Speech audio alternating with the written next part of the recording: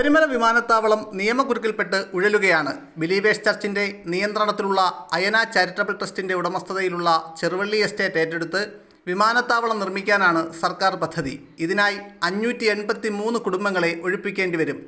ചെറുവള്ളി എസ്റ്റേറ്റിനുള്ളിലുള്ള 1441 പേർ താമസിക്കുന്ന 362 കുടുംബങ്ങളെയും എസ്റ്റേറ്റിന് പുറത്തുള്ള 875 ആളുകൾ താമസിക്കുന്ന 221 കുടുംബങ്ങളെയുമാണ് കുടിയൊഴിപ്പിക്കേണ്ടി വരിക.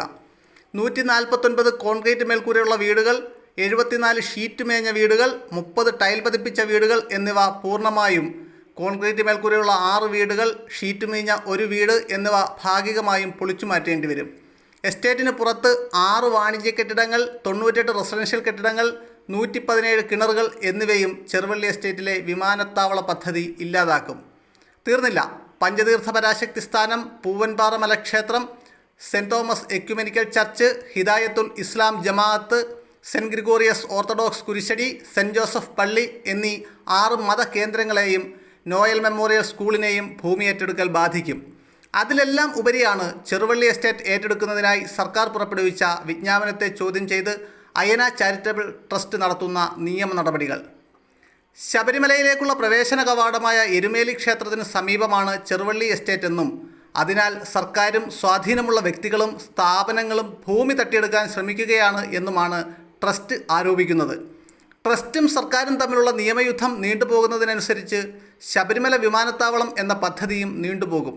ഈ സാഹചര്യത്തിലാണ് നിർദ്ദിഷ്ട ശബരിമല വിമാനത്താവളം പത്തനംതിട്ട കൊടുമണ്ണിൽ സ്ഥാപിക്കണമെന്ന ആവശ്യം ശക്തമാകുന്നത്.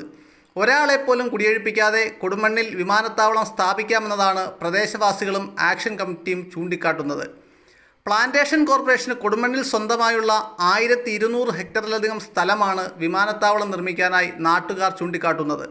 റബ്ബർ വിലയിടവ് കോർപ്പറേഷനെ നഷ്ടത്തിലാക്കിയ സാഹചര്യത്തിൽ ഒരാളെപ്പോലും കുടിയൊഴിപ്പിക്കാതെ സാമ്പത്തിക ബാധ്യതയില്ലാതെ സർക്കാരിന് കൊടുമണ്ണിൽ വിമാനത്താവളം യാഥാർത്ഥ്യമാക്കാനാകും. MC റോഡും പുനലൂർ മൂവാറ്റുപുഴ സംസ്ഥാന പാതയും ഈ പ്രദേശത്തോട് ചേർന്നാണ് കടന്നുപോകുന്നത്. വിദേശ മലയാളികൾ ഏറ്റവും അധികമുള്ള ജില്ലയിൽ സിയാൽ മോഡൽ പദ്ധതി നടപ്പാക്കാൻ പ്രവാസി സംഘടനകളും തയ്യാറാണ്.